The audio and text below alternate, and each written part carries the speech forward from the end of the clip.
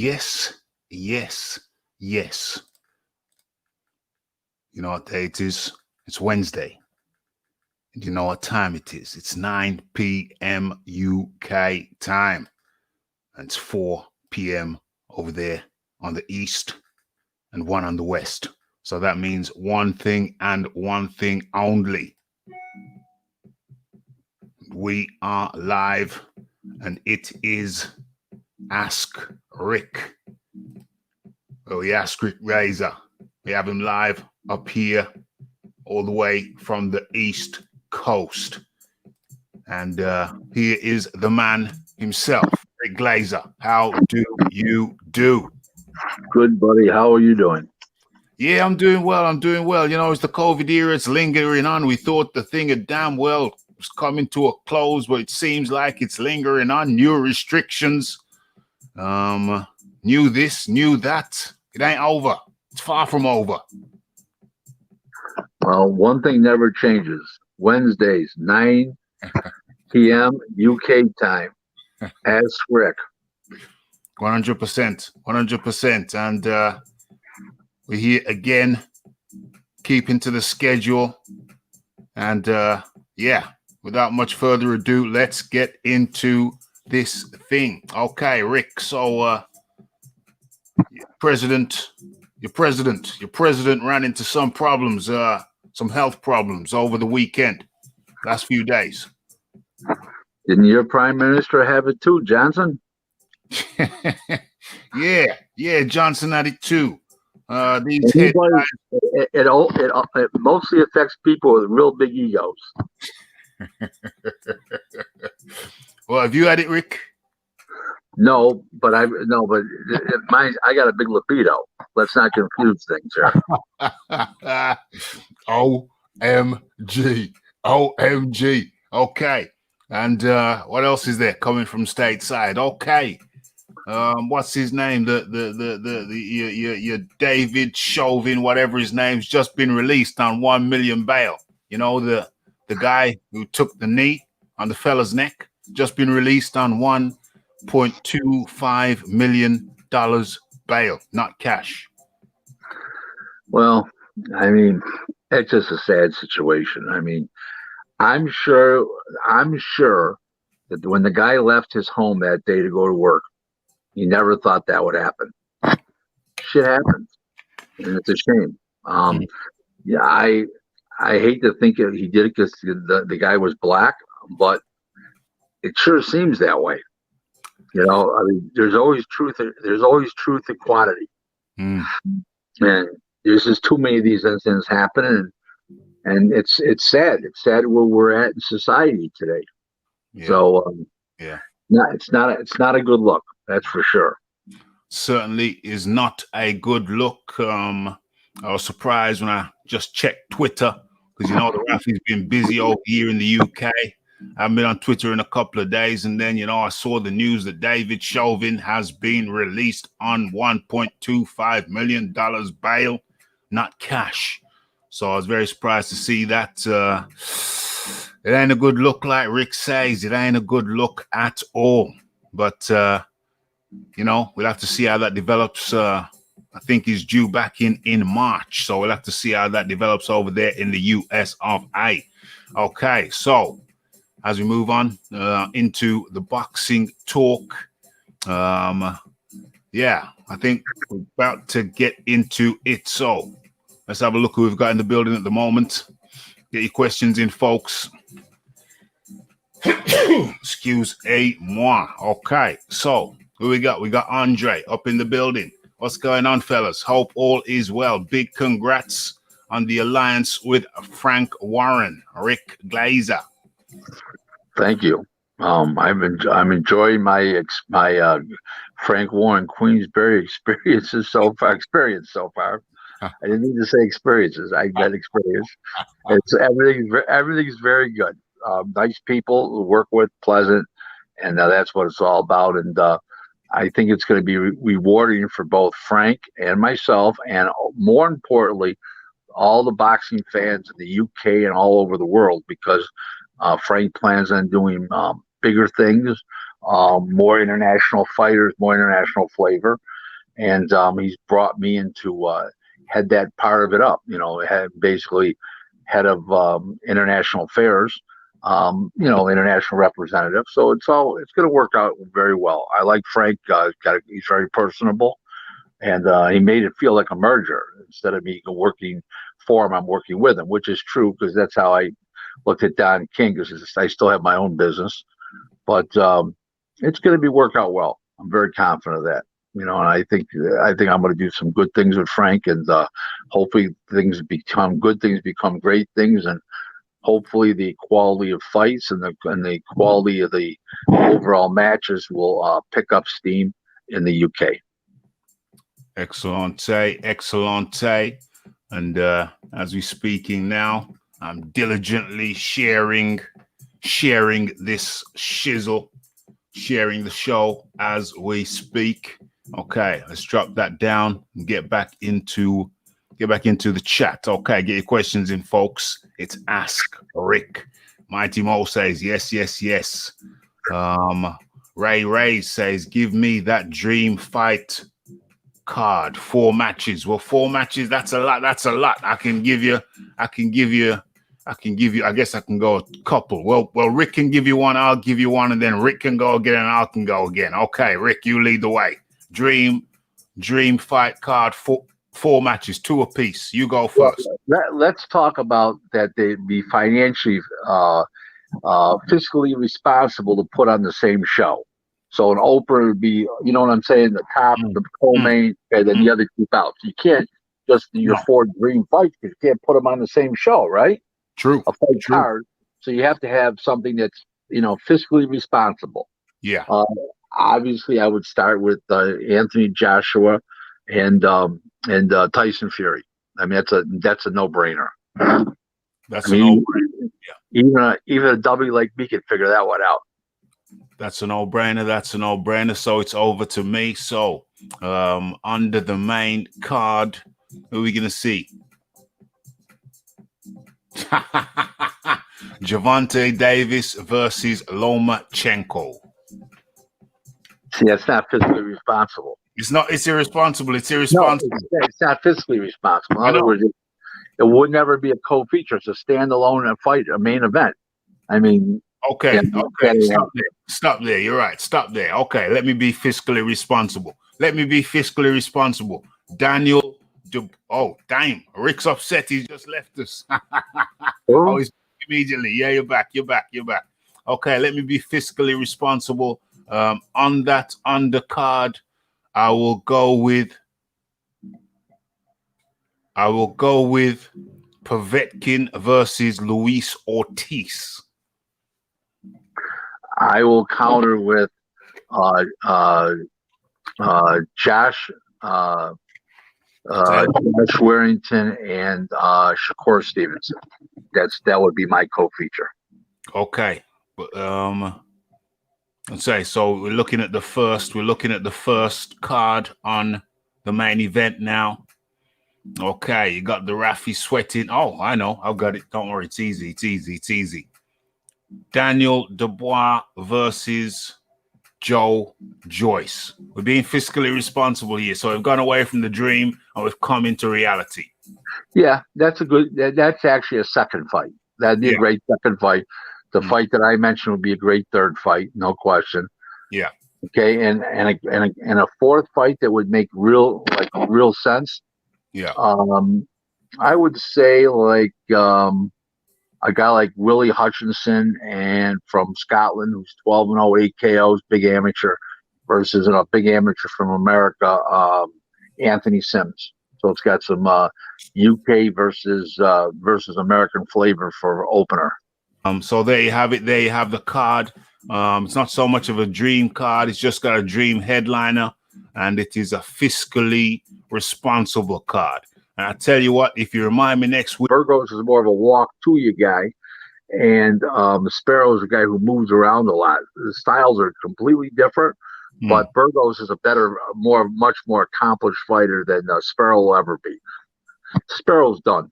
Nobody's going to use him anymore. That game is over. That's the third time he's had problems in the last year. One was a dehydration, one was an arrest, and now this.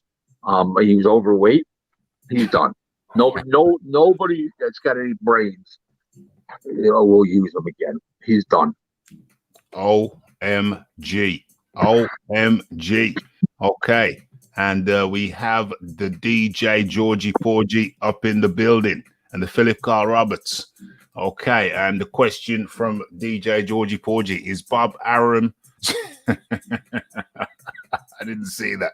I didn't see that before I started reading. You got me there, Georgie Porgy. You very, very naughty lad. Very, very naughty lad. Okay.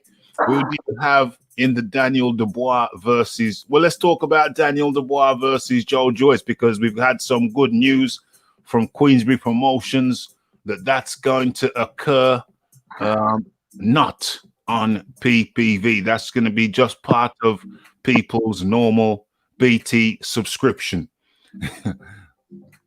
So, yeah, not PPV. I think it's great for UK boxing fans. It'll probably be on the ESPN Plus app over here in America. I think it's a great fight. I can't say it's two young fighters because Joe Joyce is 33, but two early pros. And they would both get, Joyce was an excellent amateur, and I think it's going to be a great fight. It's a shame the fans won't be there to see it in person. But it's something Frank wants to do. Both fighters want to do enough to do, and it's been going on for 8-9 months of cancellations due to COVID, and it's strictly to do with COVID. There's nothing to do with the fighters, injuries. There's nothing to do with finances. It's strictly about the COVID. So they're fighting in front of no fans, and it's tremendous for UK boxing fans and boxing fans in the United States, because it's a fight between two guys that you wouldn't think would fight each other at this early of a stage. So somebody's going forward and somebody's going backwards. Yes. Okay. So forgot to tell you, Rick, I'm on a bit of a time crunch tonight. Got things to do after the show. So just to let everybody know that we get your questions in, because we're in for a good one, not necessarily a long one. Okay, and where am I? I'm not on the screen. There I am. Okay, so let's get into another one from the chat. Yeah, you got me, Georgie. You got me. What's this? T. White says Arum equals the biggest crook in boxing. I don't agree at all. I've done business for Top Rank since 1993. Shortly after I started, they're precision payers like a Swiss watch. You get every dime coming. They FedEx it to you overnight.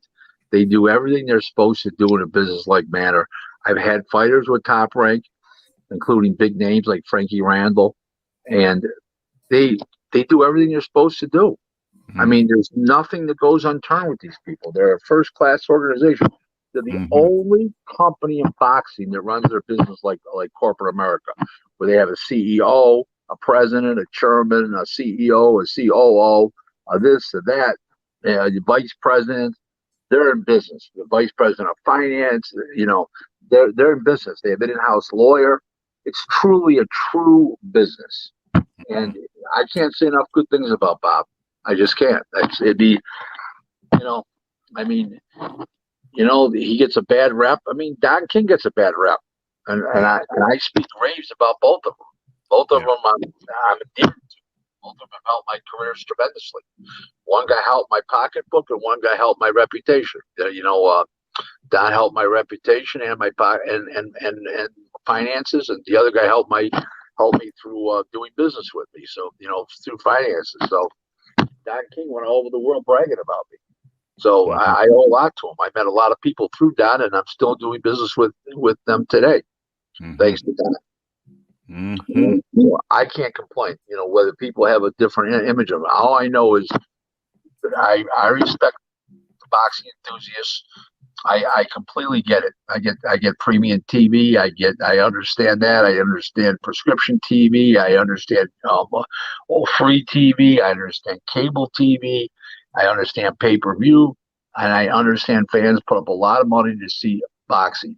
But I will tell you, I've done business with both of them. Other people haven't. So when you come on the show and you say, "Oh, Bobby Earn's a crook and stuff," I've done business with both of them, and I've been treated tremendously by both of them. You'll never hear me say a bad word about those guys when it comes to money. I might disagree with them on certain things they do in the business, okay, but they're not crooks, not at all. Neither, man. I don't care what people say about that.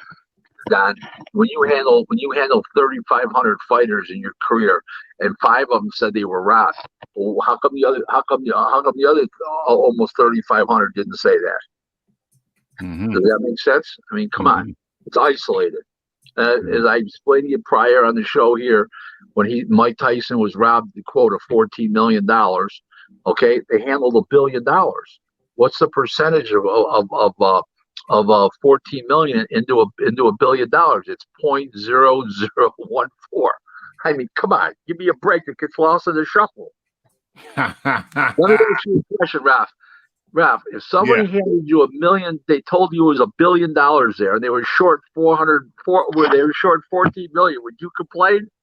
Well, I think 14 million was the settlement figure, but no. That was the actual amount that was missing. The 150 was hocus pocus with them trying to get pain and suffering. Can you imagine Mike Tyson suffering pain and suffering? Please, he's made other people pain and suffering. So with 14 million was the actual figure. Trust me. Yeah. Well, I've never done business with either of the fellas mentioned, but I do know that there's a speculation of creative accounting on the side of the promoters at times, and we all know what creative accounting is. It's very creative, but like I said, I wasn't there, so I don't know. But you've done business with them, so boom, as we move on. Okay. There's a perception that Joyce has got slow hands. I do not agree, for the simple reason that if somebody's got slow hands, how come he keeps on hitting people in the face? How come he keeps on smashing people in the face if he's got slow hands? I'll tell you why. Okay. Yeah. Because the other guy is a C level fighter, not an A level fighter. If it was an A level fighter, they're not getting hit in the face so fast. So he's been fighting inferior competition. Number one. Number two is he looks faster than he is, and he is slow, is because he's in with turtles, because he's a big lumbering guy himself. So they put him in with turtles, and so he looks normal speed, but he is slow. There's no question about that. Are people aware that you'll be in training camp with Anthony Joshua? I've seen some sparring with Joyce and Joshua, and believe you me, Rick, we have a difference of opinion here, because when you see him in with, it's tricky. It's a hard argument. But Joshua's the kind of guy. I've been around this business for 4 decades. Joshua's the kind of guy, he goes through the motions when he spars. He doesn't go full bore. He takes it easy. He goes through the motions. He strokes his punches more than throws them. Yeah, it's a different guy. Trust me. Okay. So you got the both opinions there. I'm in the minority. I'm the guy who thinks that Joyce is going to surprise a few people. Don't get me wrong. I hope Dubois wins for the future. Because he looks like a great prospect. I hope he don't get derailed. But I'm telling you, people, remember, you heard it here. Do not underestimate Joe Joyce. I'm in the minority. I don't think he's as slow as people think he is. But okay. Andre says, is Villa a live dog this weekend versus Navarrete? 100% live. I like Navarrete because he's had more experience. He's way heavier handed. But the other guy's a slick guy and fast. It's going to be a good fight. It's going to be a good fight. Look out for Navarrete. James Jameson in the building. Let's go. Hey, James, don't copy Ralph. That's his. Yes. That's unique to him now. Don't do that. That's copyrighted, James. Come up with your own shtick. Okay, so where are we here? Andre says T White must be a Hamanite. T White, are you a Hamanite? Are you a Hamanite, T White? Come on, the question's been asked. We need a response. Okay, is there a comparable fight available at heavyweight in the US? Ruiz versus Hunter, perhaps. Is there a comparable fight? I don't understand. He's talking about comparable to Dubois and, where two guys are in the upswing. I don't know. I don't consider any Ruiz on the upswing. So no, I don't know. No, I don't think that's a good comparison, Bronze Palmer, because Ruiz is established ex-world champion. Hunter, who would be comparable? I mean, you could say Breezel, but no, he's been around. So I don't. That's a good question. Nobody.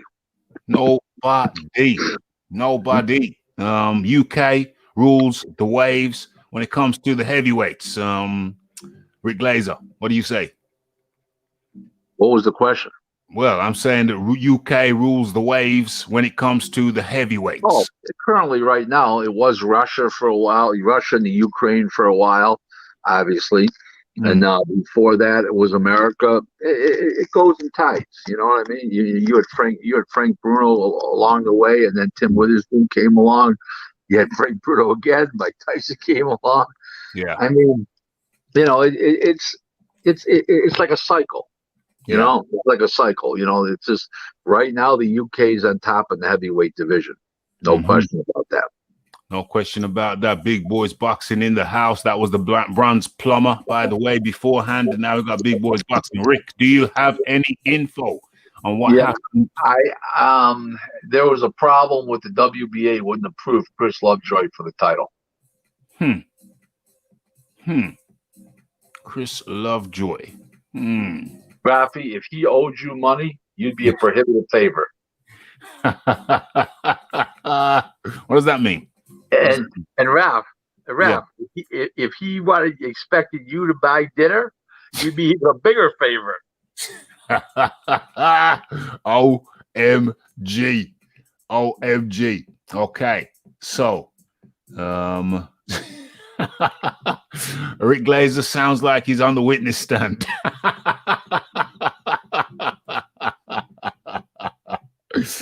Okay, so let's get this. Joyce is a big unit, but can he punch in bunches? I say he does.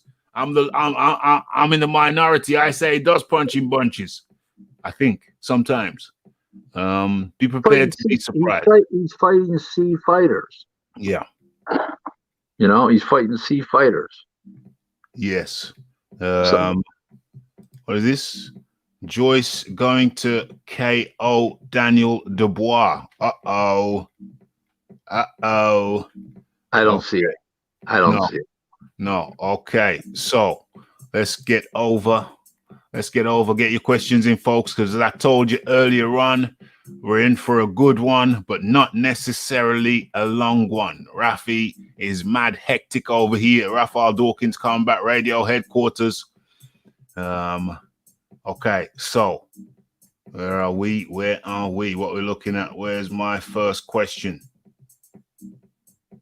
Okay, so the Nevada State Athletic Commission approves a request to stage Crawford versus Brook in Las Vegas. I mean, whether they have fans is a second issue. So maybe they're going to have 250 fans. Arab's talking about like 250 or something. Maybe this is another show. And then maybe I got the shows confused, but maybe they're going to go to Reliance Stadium. Oh, no. It'll draw. It'll draw. No question about it. No question about it. Well, we got Jay Rodriguez up in the building. What are your views on American YouTube channels pushing the narrative that Tyson Fury is a racist cheater? Do you think Fury? Do you think Fury dented Wilder's skull with a loaded metal object in the glove? No, absolutely not. He dented his skull, but with no object but a glove out of his hands. There's nothing illegal. They don't understand the process, and all that stuff is all bullshit. They doctor those pictures, and please stop. It's so strict, it's unbelievable. It's so strict. People don't even realize. You'd have to corrupt 20 people. Come on, please. Yeah. Yes. I mean, this would be Watergate. This would be bigger than Watergate, for Christ's sake. Come on, please. They're still making excuses of why I lost. He sucks. That's why I lost. He sucks. Jesus Christ. Rafi, how long did I tell you on this show? Okay. I mean, I was on the show after. How long did you hear me talk about it on social media and stuff? You were watching me before you ever had me on the show. Yeah. Wilder can't fight. He can't fight. He can punch, but when a guy's a good fighter, he can take those punches and he can outbox him. And he played with them. They got to stop making excuses up. The guy was a sitting duck. It was cherry picking gone wrong. The guy's a much better fighter. He's seasoned. Okay, he's slick. He's ring intelligent. Wilder has no ring intelligence whatsoever. Uh-oh. None. Uh-oh. So. Uh-oh. So, since we're talking about Wilder, since Jay Rodriguez brought Wilder up, news has come out. I mean, we talked about it. We talked about it in June, when I heard it first from a high-ranking guy on a different type of channel overseas. The kind of guys who were in contact with Wilder. So I heard it from June. We spoke about it on this show in June. I think it was June the 10th, if I'm not mistaken, where I had heard from this high-ranking guy over there that Mark Breland had been fired by Deontay Wilder, by Team Wilder. Your thoughts on that, the firing of Mark Breland? I don't look at it as him being fired. Okay, he was more or less jettisoned from the scene.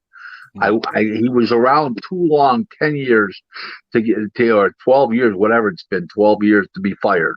He was jettisoned from the scene. His services were no longer wanted. That doesn't mean he was fired. Fired sounds like he did a horrible job. Right. He didn't do a horrible job. It's in anything bad was in Wilder's mind only. It didn't really exist. And now there's a new narrative coming from overseas, coming from certain types of channels, saying that Mark Breland he didn't do a good job. But in what way? Well, he didn't teach him to box. He didn't teach. The new thing now is that Mark Breland failed to teach Wilder to box. Okay. Can I run something by you, Ralph? Of course. Okay. Didn't teach him how to box. He never could box. He got better under Breland. And was Breland going to take the whole guy, throw him out, and come up with this new guy, I want him to box? It doesn't work like that. You can only bring a guy so far. The guy has no fucking talent. That's a problem. That's a problem. He's got no talent. I've never seen, and I'm not being racist, this is a compliment. I've never seen a black fighter with no rhythm and can't move his hands and feet together with fluid at the same time. Damn. That's a problem. That's a problem. That's a big problem. That's big trouble. Big trouble. So now it looks like they're trying to ish on Mark Breland, but I was saying Mark Breland's defense. He was in an interview and he's quite candid and quite straightforward, and he said that his 12-year-old son boxes better than Wilder. He's right. He's right. I mean, come on, please. You know, what can you say? Mark Breland never hit it. I should look for that video and include it in one of my videos. Just that little soundbite when he says that his 12-year-old son boxing better than Wilder. And bear in mind that he'd been trying to teach Wilder for some years by this point. So I don't know how. Do you blame the teacher or do you blame the student? I don't know. Well, the student has no ability, so I can't blame the teacher for the fighter had no ability. Okay, so let's have a look. Let's have a look what we got in the chat. Make sure you get your questions in, folks, because we're not here for a long time. We're here for a good time. Okay, so what's this one here? So yeah, Tyson should hire Breland just for the wind up. The wind up in UK is just for ish and giggles. Just have him put, just have him put on a Team Fury jacket and have him walk out to the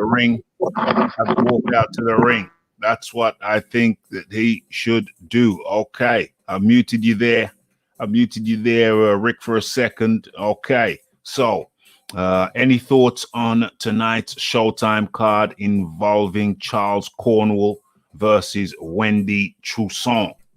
It's actually a good fight. I figure Cornwell's going to win, but Chusong is not a joke. He is a male, even though his name is Wendy. He's a Haitian. He lives on Long Island, and he's coming to fight. They're both undefeated. They're both good fighters, but I think Cornwell's a little too strong. And punch is a little too good. Okay. So let me look for one of mine before I get back into the chat. Okay, so Mayweather.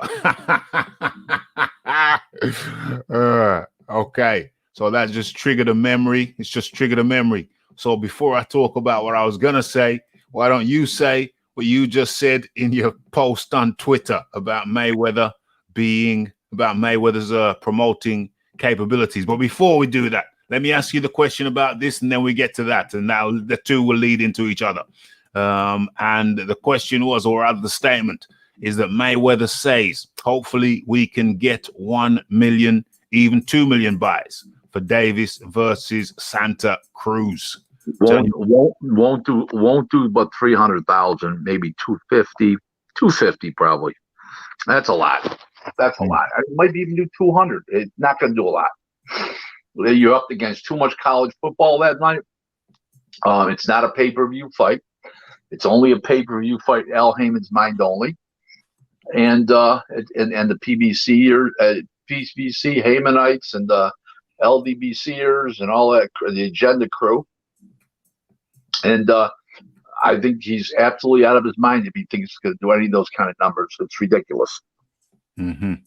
All hype. Okay, so talk to me about Mayweather as a promoter from your observations. Who's ever made a star? Case closed. These guys can't draw 20 people. Think about it. Or go down his roster. So that's the way it is. You were mentioning he's got how many Twitter followers? Yeah, 8 million. And he's never mentioned the pay-per-view fight on his Twitter once, or about either fighter fighting on the pay-per-view. I mean, it's a joke. Somebody said he mentioned it on Instagram. He put a thing. I said, okay, it's Instagram. What about Twitter? When you do a pay-per-view, you got to pull out all the stops. You got to go on the shows at the late night shows. You got to go on the radio. You got to go on podcasts. You got to do everything under the sun to promote your pay-per-view event as a promoter, like Don King did, the great Carney Barker. You got to do it. Okay, he's not doing that. He's not capable. Neither is Leonard Ellerby. He's not capable either. Damn. So it's a big difference between promoting yourself and having to promote two other people. Yeah, and it doesn't seem like Mayweather really is pulling out all the stops in order to achieve that end. Very, very unfortunate. What we got here? We got Cannon Boxing up in the building. Talking about Wilder. Do you think this third fight is a cash out? Finkel sounds like he's only interested in the bag. Well, it would tend me to believe that that's the truth. That's a cash out fight. I can't see him beating him. Common sense tells you that, so they have to know that too. And Shelley Finkel doesn't. Shelley Finkel does live in reality. He's not dreaming, so he knows it's a cash. He knows the cash out fight has come. The game is over. Damn. He can't beat nobody. Damn. So we never, with that hypothesis, we never get to see Wilder versus Joshua. Is that right, Rick? No, that never happened. It'll be Joshua Wilder for at least two fights, maybe a third one. It depends if they split. Joshua Fury. Yeah, Joshua Fury. It'll be probably it may end up to be three fights, but it'll end up to be two for sure. And I just don't see Wilder being able to get through this fight. And not only whether he wins or loses, he's going to lose. I don't see him getting through unscathed either. I think he's going to get beaten up brutally because I think he's going to have depreciated motor skills after the beatdown he took on February 22nd. You just can't go on and survive those kind of things and not leave a lot of yourself in the ring that night. It's impossible. Oh, that would be a first. See, other fighters when they got knocked out happened quick. Duran got knocked out in 2 rounds by Hearns. He came back to win a world title at 60. That was a 54-pound fight. But those were quick one-punch knockouts. This guy was tortured for 21 minutes. Dang. Tortured. Physically abused. He was abused so much, I thought he was a sadomasochist.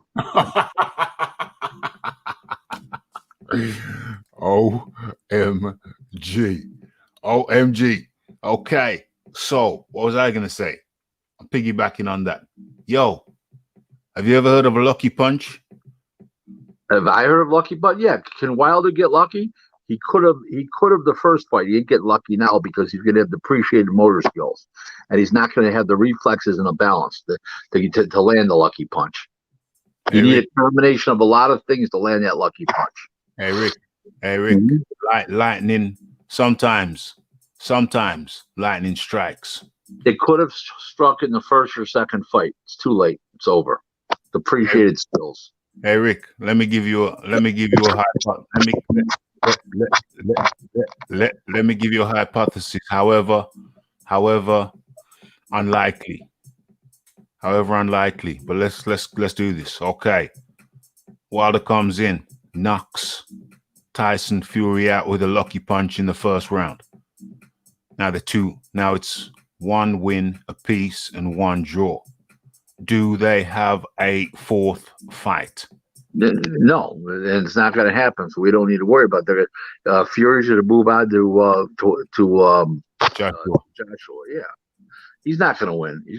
Listen, this is how I look at this fight. You ready? If my mother had balls, she'd be my father.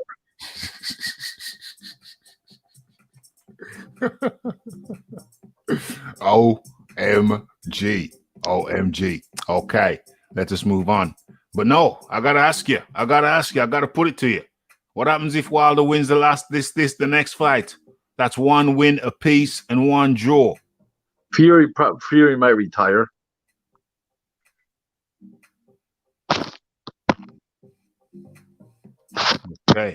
Okay. There you have it. Right, what's going on here?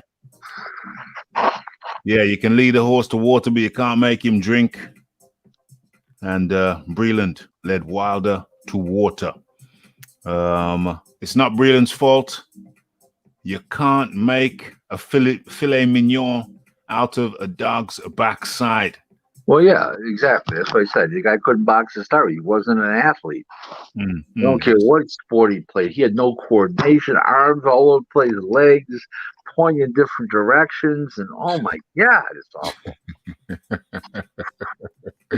Okay, so I have a theory that Wilder simply does not take in what trainers are trying to teach him. Okay, and I almost forgot. You almost have forgot. So talking about trying to teach Wilder, I don't know if you've heard the word, but his new trainer or new co-trainer is none other than Malik Scott. What are your thoughts and observations, Rick Glazer?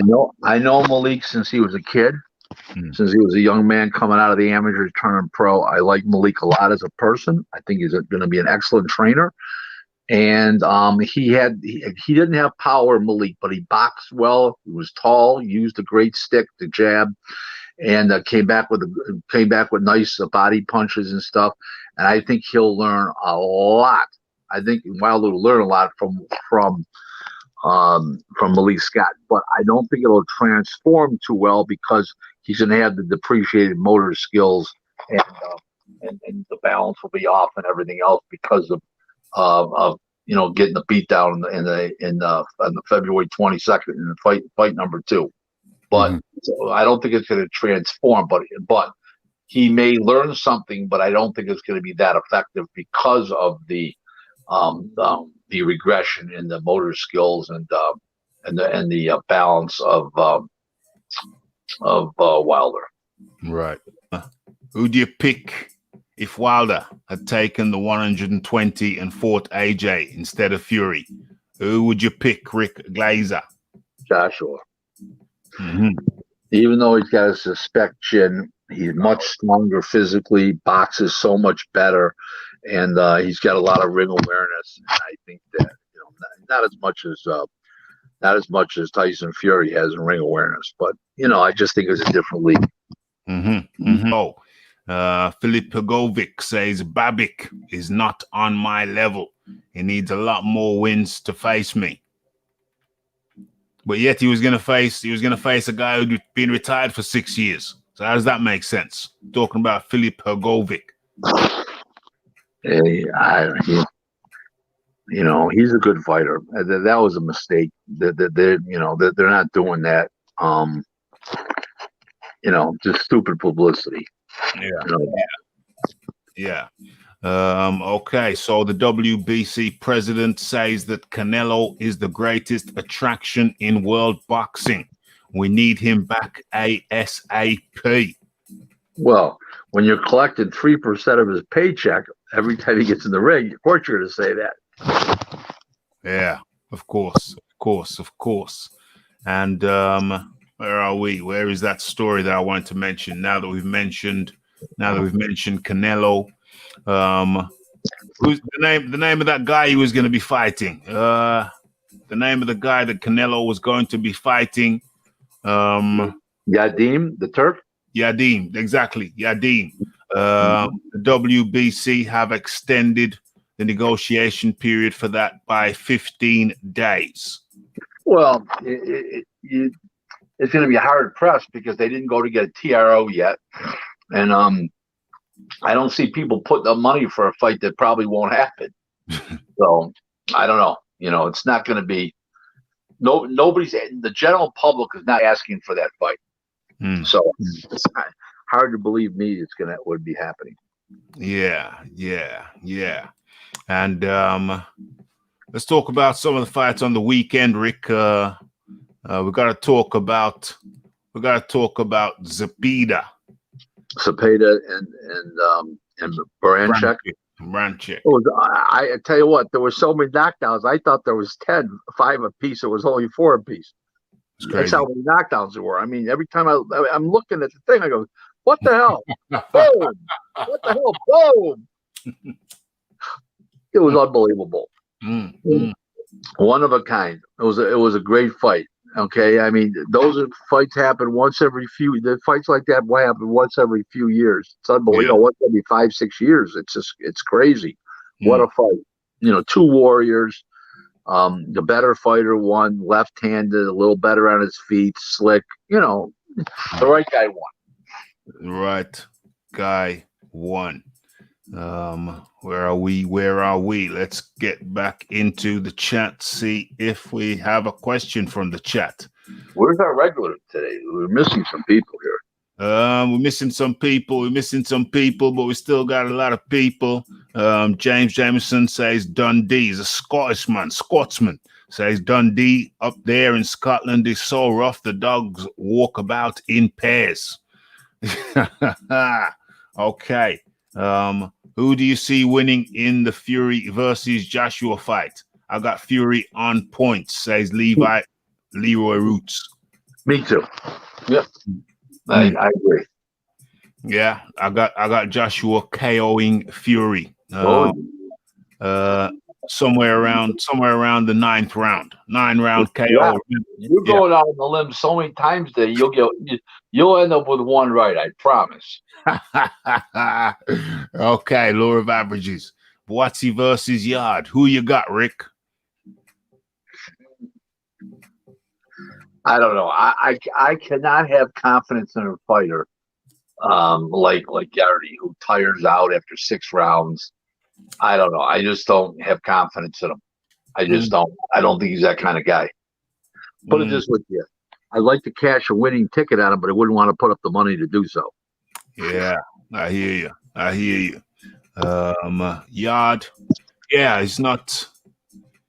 He went in. He skipped some levels. He skipped the European level. Skip some levels. So there's an X factor. Where are we? How do you guys see Murat Gassiev doing at heavyweight? He'll do all right, but he ain't beating the real good fighters. He'll not beat the top guys. Andre Serotokin blasts out Grant Dennis in 8 rounds in Minsk. If he owed you money, you'd blast him out too. Okay, so let's have a look. So I don't know about this story here. I don't know what the beef is. So let me have a looky. Bob Arum shreds Sky Sports. What they are doing in the UK is an absolute disgrace. So Bob Arum has launched an attack on Sky Sports for their decision to have 3 pay-per-view shows between now and the end of the year, accusing the network of a money grab and saying it was immoral to charge people extra to watch boxing when so many are suffering financially during the COVID pandemic. The veteran promoter used a media call with Vasily Lomachenko to promote his fight with Teofimo Lopez on October the 17th to lambast the UK network, contrasting the decision of ESPN not to have Lomachenko Lopez fight on pay-per-view, with Sky Sports singling out the October 31st fight between Alexander Usyk and Derek Chisora as not worthy of being pay-per-view. Rick Glazer, your opinion? I think it shouldn't be on pay-per-view. I think Bob's right. Bob's not putting on Kell Brook and Crawford. He's not putting Lomachenko and Teofimo Lopez. He's not putting any of the fights on this year for the balance of the year on pay-per-view. And Bob's got a very valid point. I mean, it's you're presenting people with just all right. I mean, Frank Warren's not doing Dubois and Joyce on pay-per-view. So why is Sky TV now? I could understand Joshua and Pulev. I could understand Fury and Tyson Fury and Joshua. I can understand Wilder and Fury, but I can't understand these other fights. Those are heavyweights. Those are huge fights in the heavyweight division. Those other fights are just They're good fights, but they're multi-million-dollar fights. They don't need to go on friggin' on pay-per-view. Ridiculous. And now for the ironic twist. There's a channel called Fight TV, which will be showing Lomachenko. Wait, hold on. I know what you're going to say. Yeah. And now Bob sold to them. They're going to sell for $9.95 in the UK. Okay, but it's not 59. It's not 69.95 and 79.95 and all these crazy cockamania figures. It's $9.95. It's not a lot of money. Okay, I get that. That's not really pay-per-view in my mind. That's more or less like almost like a streaming cost or something like that. That's not pay-per-view. $10. $79.95 is pay-per-view. I'll give you an example of why I feel that way, Ralph. If somebody robbed you out of $20, shorted you out of 20, you'd say it was a fucking mistake. No big deal. It's a mistake. I'm a big guy. Yeah. Tell me, rob you out of $80 fucking dollars, you'd be chasing down the street so fucking fast. You put bird marks at the bottom of your shoes. Yes. Rick is correct on that one. Where are we? I feel the same way, by the way. That's why I know.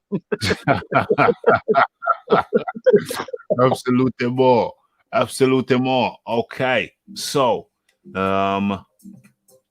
manager, if Taylor misses weight against Ramirez, will cost him 7 figures. Why would Taylor miss weight against Ramirez? I don't know. I think that's the way. I like Rick Magrin, the manager of Ramirez, good guy, but I think that's a lot of hocus pocus to make himself look like he's doing something for the fighter, and look what I put up here, warning them, this is what's going to cost. It's one of those deals. Yeah.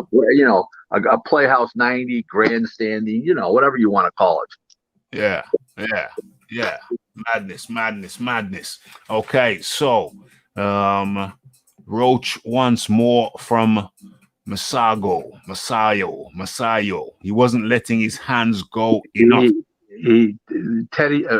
Freddie's the wrong trainer for him. Just because the guy's a Filipino and he trained Pacquiao doesn't mean he should train every Filipino that ever came over to America. That's ridiculous. He's the wrong trainer. Freddie's the wrong trainer for him. You can see that. There's no ebb and flow to his game. None. He starts and stops too much. No ebb and flow. Does too many things that are wrong. He needs a new trainer. And I'm not saying Freddie's a bad trainer, but the chemistry isn't there with this guy. Freddie's a good trainer. I'm not saying that. But I am saying to you, it's not working with this guy. That's what I am saying. Okay, so get your questions in, folks. We're not here for a long time. We're here for a good time. Kind of hectic over here at Raphael Dawkins Combat Radio HQ. Okay, so Emanuel Targo. I'm ready for Ryan Garcia, Devin Haney, Verdijo. Who knows what he's doing? Ryan Garcia's fighting Luke Campbell, supposedly, but I think that fight dropped off the map, it sounds like. I don't know. I don't have any answers. Manuel Tago can't draw 5 people. Anybody that shows up to watch him fight, and those that are on a first-day basis will want a free ticket. So he doesn't mean shit. He doesn't bring any TV to the table. He brings nothing. He's a durable guy. He's strong, but he's not a great fighter. He's just a guy. Okay, so Vasquez appeals loss to Brandon Figueroa. He claims illegal punches. That ain't flying. You can just move on with that one. That'll get shot down in a heartbeat. Dame. Okay, so let's get into the chat. Okay. So, what do we have here? Who do you pick from the up-and-coming heavyweights to make the biggest mark in the heavyweight scene? Daniel Dubois, F.A. Ajagba, Joe Joyce, Alexander Usyk, or someone else? Dubois. He's the youngest. He's the best of the bunch right now for an early pro. I mean, Usyk is more accomplished because he was a cruiserweight champ, but he's left-handed and he's older. But as far as a young kid, 22, 23 years old, Dubois easy. Not even a contest. Look at this, the bronze plumber. He must be Wilder's plumber. Hello? Oh boy. Yep. David Price is also a plumber, you see. So I think that's a play on David Price, the bronze plumber. Yeah. But there is a correlation with Wilder, no doubt, in the bronze. Okay. So what do you think of Hemi Ohio versus Alan Babic on the Parker versus Farr undercard? Would it be a good fight? Yeah, neither guy can box, so it'll be a good fight. And both guys can punch a little, so it's going to be it'll be a good fight. And Junior Farr, of course, and Joseph Parker, it appears, have come to agreement, and they'll be fighting, I think, sometime in December. Rick Glazer. Yeah, I mean, it's a big fight for New Zealand, no question about it. I mean, it's two. One was former champ and one's an up and comer, undefeated. So it's going to be a good fight. It's great for the country. It'll be great for the country to put it on the map, because I'm sure Bob Arum will pick it up and show it on ESPN Plus. I'm sure it'll be shown in the UK. Because Parker's got, I'm not saying a following over there, but at least he's known over there. So I think it's going to be a good draw. I think they'll do a lot of people at that fight. Yes. Okay, so that was from Big Boys Boxing. We got one from Cannon Boxing.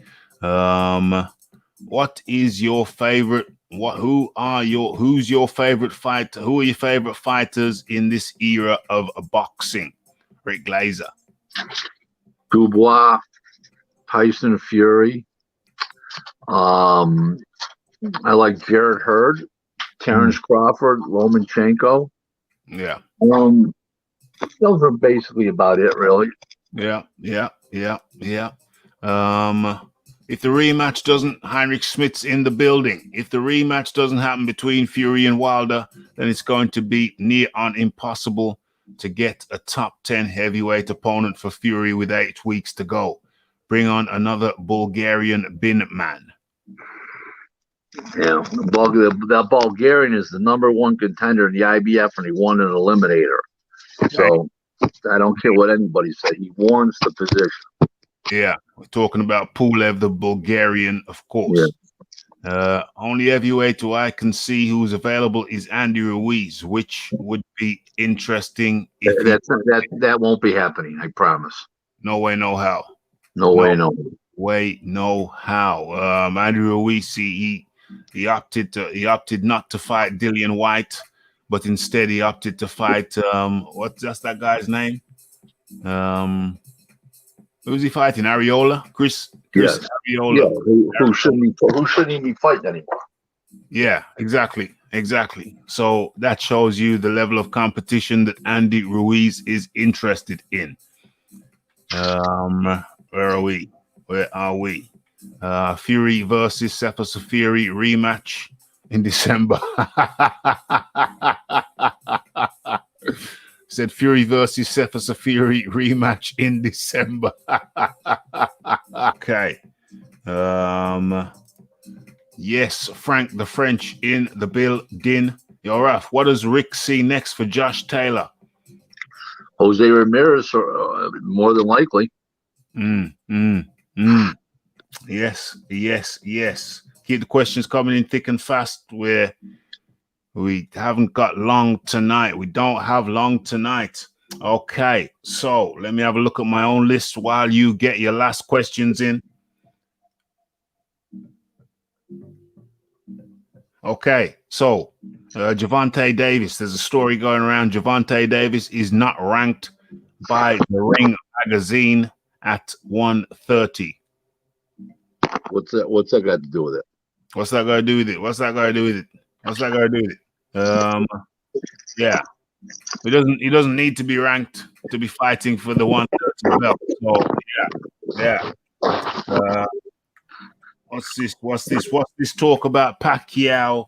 What's this talk about Pacquiao being stripped in 2021? What's that all about? Yeah, go straight out. Don't worry about it. Don't worry about it. It's going to straighten out. Don't worry. Fear not. Fret not. What's going on? Last few questions, folks. Does Vladimir Klitschko come back for a fight? He drops the odd hint every now and then. No. His own brother won't let him. His buddy won't let him. Is that what you said? His buddy won't let him? His brother. His brother. Vitali. Okay. So any thoughts on Jacobs versus Rosado? Ugly. Damn. Ugly for who? Or just ugly all around? Ugly for Rosado. It's one-sided beatdown. Uh-oh. Taylor has to be in that top 10 pay-per-view list for sure. With the opponents. That's pound for pound list, it says. Top 10 pound for pound. With the opponents he's taken out. 100% he is. Not even a question. Yeah. Well, yeah, he's taken out Prograis. He took out what's his name before him. So yeah. Rick, what do you think about Boatsi's performance? What should he do to improve? Maybe a new trainer. I mean, no rhythm, no flow, starts and stops. Where do you start and stop? I mean, with this, a grocery list. Get out of the yellow legal pad. Does a lot of things wrong. Okay. Good fighter overall. Yeah. Got skills, got speed, but he doesn't put it all together. Got to put it all together. Yeah. Yes. Dubois will wreck Joyce inside 5 rounds. I've got sofas and chairs that move faster than Joyce, says Heinrich Schmitz. Boatsi doesn't beat Yard or Callum Johnson on that last performance. Nice guy, but he's better than that last fight. Yeah, it's well said. He can't be Callum Johnson. Yardy, who knows, he's gonna run out of gas after 6 rounds. When you got no gas, you got no ass, and we got no ass, you got no gas. Damn. Okay, we're getting some proverbs. We're getting some proverbs here from Rick. I think my last question, or rather, is it a statement? Or I guess it's a topic. Okay, I don't know if you've heard the word, but Kovalev has pleaded guilty to some kind of battery of a lady. How many more times this Kovalev guy? Talk to me about this Kovalev guy. Okay. Say that again, Rick. You were muted. Say that again. Let me tell you a story about Kovalev. Yeah. Okay. He was drunk with no shoes on, no shirt on in Fort Lauderdale about 3-4 years ago. He was living there before he moved to California. And he walked in the liquor store and the guy wouldn't sell him any liquor. He started throwing $100 bills around. The guy says, take your $100 bills and head back towards your car. Okay. So he wouldn't do it. He called the cops on him. Okay. He's just an animal. He gets drunk and he's just an animal. He's unruly. He's dysfunctional. He's unruly. He is what he is. He is what he is. Yeah, that's the Kovalev guy. What's this here? Do you think heavyweights should be included in the pound for pound list? And if so, would you include any of the current crop? No. Yeah, they should be included, but I don't consider any of the current crop pound for pound. Even though that Fury's the best one, maybe he's number 10, but he's not like in the top 4 or 5. No. Okay, and kind of hectic over here. See RDCR headquarters. So we made it a quick one tonight, but we still got the word out tonight. You still got your fix of the Rick Glazer. And it's always a pleasure to have you on, Rick, every Wednesday, 9 p.m. UK time 4 p.m. over there Eastern and 1 Pacific, and all of Rick's details, social media details can be found down below. Rick Glazer, it's been another good one. Thanks. Enjoyed it. Can't wait till next week.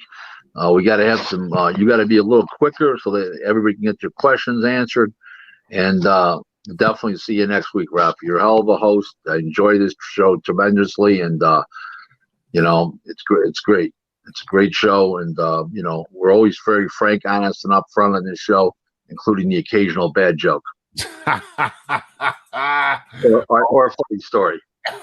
Hey, it's all good over here, Rick. Much appreciated. Same place, same time next week. Rick Glazer. Thank you. Bye-bye. Bye-bye. Okay, so that was the Rick Glazer. Yeah, we got another one in the bag. Another one done. Okay, so what's this? Kovalev knows more about batteries than Elon Musk. OMG.